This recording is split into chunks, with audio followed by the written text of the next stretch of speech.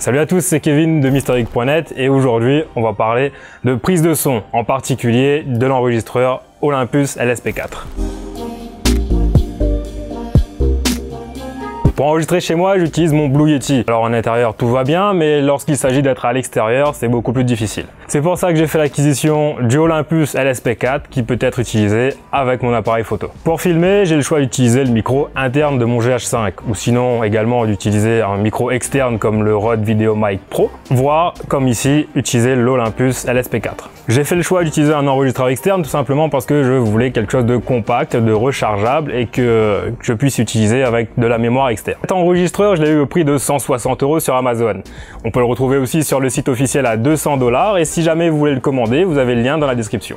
Cet enregistreur dispose de 3 micros, 2 micros pour la stéréo et un micro de basse, que vous pouvez activer ou non selon vos envies. Vous avez également de quoi écouter le son en temps réel et la possibilité d'utiliser un micro externe si jamais vous voulez utiliser tout simplement cet enregistreur comme simple appareil de prise de son. Vous avez le choix avec cet enregistreur d'utiliser un casque pour le retour en temps réel ou sinon utiliser un micro externe pour la prise de son. C'est assez libre, c'est assez modulaire et donc c'est assez simple d'utilisation également.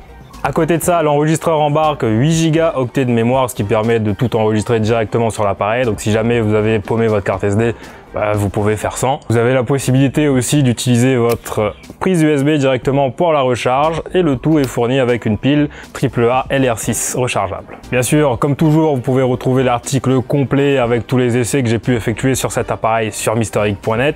Comme toujours, le lien est dans la description.